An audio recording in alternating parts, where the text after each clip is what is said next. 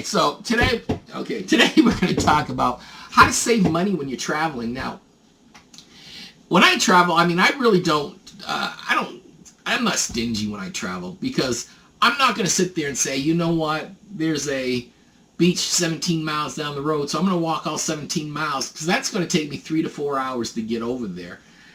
But I mean, I could take the bus over there. I could take a taxi over there. Normally, I would try to find out how the cheapest way over there. Even if I rented a bicycle will take me 20 minutes maybe at the most. A car would take me 10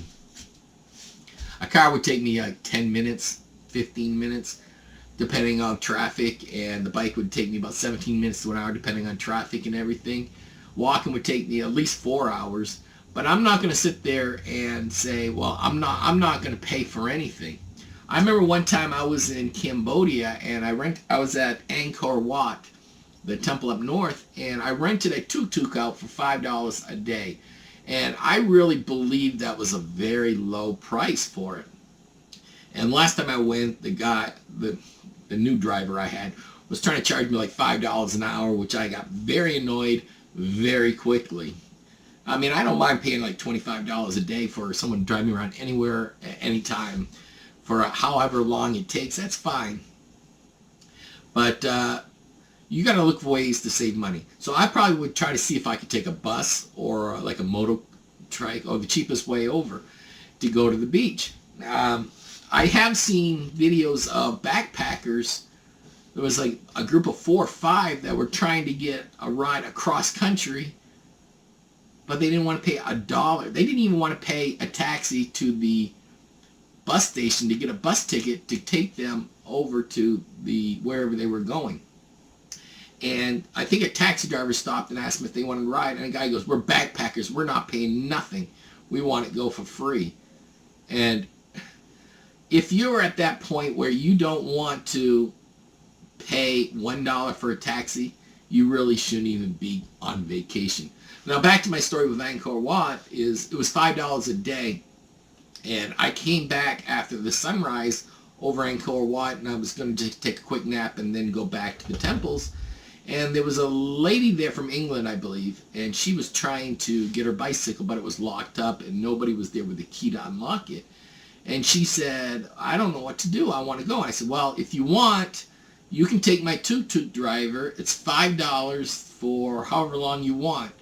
And she looked at me and she goes, "That's $5. Do you know how much $5 is?" And I'm like, if you're really that concerned about spending $5 on vacation, you really shouldn't be on vacation. So the best way is to save money is to find out the cheapest modes of transportation. Like in Cambodia and Thailand and the Philippines, they have tuk-tuk drivers, trike drivers, motorcycle taxis. And these are pretty much motorcycles that will take you. A tuk-tuk is a carriage, and you can get 3 to 6 people on in a carriage.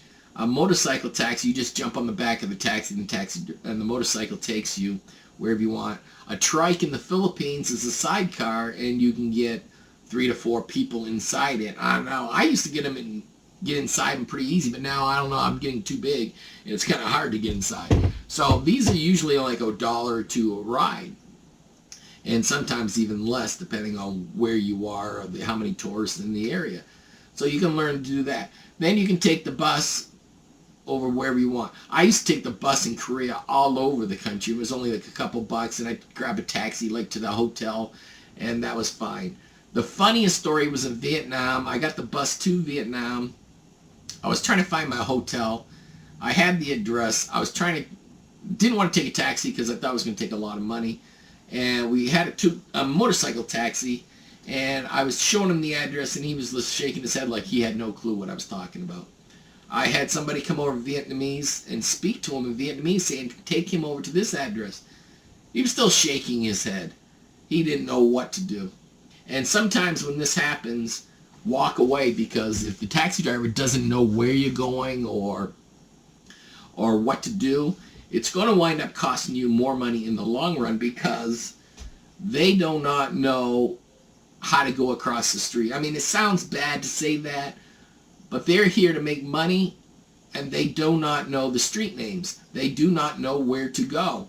Like one time in Cambodia, I had a guy pick me up, take me to a store, and I got back and I said, can you take me back to the school I was at? And he looked at me and goes, I don't know where that is. Can you show me? He could not remember where he picked me up. So I wound up like guessing where to go. And then he wanted to charge me extra because I took him all around the city because I didn't know where to go. So he wanted to charge me because I didn't know where I was going.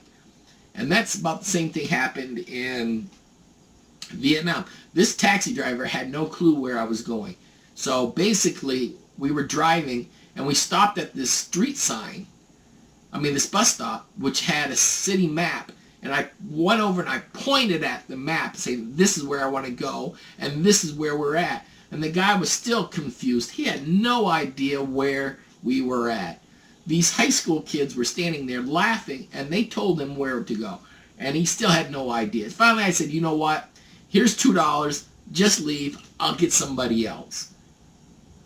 Another time, basically, I had the same thing happen, and I had to show this guy. I've only been to Saigon one time in my life, and I had to show a motorcycle taxi where to take me.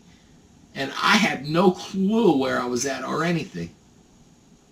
So sometimes trying to save money is going to cost you money in the long run. It's going to cost you aggravation. It's going to cost you time that you don't really want to waste on vacation. So basically, you can save money by taking a motorcycle taxi, but make sure that driver knows where they're going. You can eat street food. Street food in Southeast Asia, in South America, is very cheap. It could be $1, possibly $2 per meal. So you could eat a breakfast, a lunch, and maybe dinner for $5, $6 a day. That's not bad. But I've seen people sit there not wanting to spend money, sitting watching a free movie at the hotel, drinking a bottle of water that they're buying for 20 cents because they don't want to spend money on food. Now, if your budget is only $600 for 1 month, and you're spending $300 of it for a hotel, or you're $150 for a hotel because you're sharing a room with somebody, or 2 people. Some people, I've seen 6 people go into one room, which was like $4, and all 6 of them split it. There was one bed. I don't know who slept in the bed, who slept on the floor, but 6 of them spent one night in one hotel room, which is probably, it wasn't even more than 10 feet by 10 feet. So you're talking, there was probably all sprawled over the floor. Whoever slept in the bed, I don't know who slept in the bed, but that's where it was. One bathroom in there, but it was $3, so 6 of them, they spent 50 cents a day for a hotel room. That's fine and dandy, but I probably wouldn't mind it if it was a lot of friends that I was close to and we all went together. That'd be fine. But here's another one. There was a lady that said that she wanted to, when I came to Cambodia, she was going to find a hostel to stay at because it was $8 a day. And her and her friend were going to spend it. And I said, why are you spending $16 a day for the 2 of you when you can spend $8 a day for a hotel with air conditioning? And she looked at me like she didn't realize, because she didn't really do the research. And she said, oh, I want the hostel experience. No, she was trying to save money, thinking the hostel was cheaper, but didn't realize if she looked around, she could have found a guest house in Cambodia that was cheaper than the hostel, and she would have had a private bathroom and air conditioning for the exact same price. So do your research on the hotels, guest houses before you start jumping on hostels. Eat the street food, but make sure the street food is going to be clean, because you could wind up getting sick. You could wind up actually getting very sick. So take some Pepto-Bismol with you, some whatever you call it, some stuff for your stomach so you don't get sick when you eat street food. But that would save you a lot of money. You don't want to go to the hospital. So street food, transportation, you look at all of this, and this will save you a lot of money. And then try to find either a hostel or a guest house. Guest houses in Southeast Asia are just as cheap as the hostels, and you will save yourself some money. Find out where all the local stuff is, and then you will be able to walk around without even having to pay a taxi. and then look around, do research on the food. You can find out the food can be just as cheap as $1, $2, $3 a day in some places. I know I had a steak, French fries, egg, and a drink in Cambodia for $6. I mean, seriously, a steak and eggs with French fries with a soda was under $6. So, I mean, if I can get that price, can you imagine? Now, I wanted to open up all-you-could-eat spaghetti restaurant. And I think that would have been perfect, but I was thinking the backpackers would come in there and probably, they probably wouldn't even spend it. If I spent $5 for a meal, they probably would not even bother to come in because $5 is probably going to be too much. But if you think about it, if they spent $5 there, they could eat one meal a day and be so stuffed they probably wouldn't even have to worry about eating until the next day. So it would save them some money. So think about the $5 buffets. You might want to spend $5 for a meal, get totally bloated and filled up, where the next day you don't even have to eat for 24 hours and you only spend $5. That's $1.50 a meal. So hey, I'm just saying, so, get some free water, go to the local store, like 7-Eleven, a grocery store, and buy food. You can actually buy water in Cambodia for 10 cents a bottle.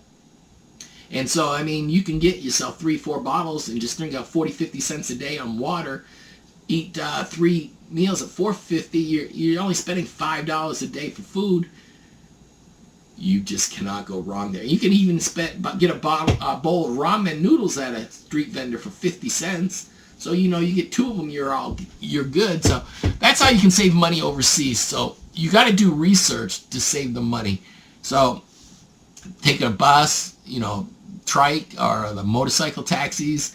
You can walk. You can eat street food. You can stay at a guest house. You can stay at a hostel. You'll save a lot of money.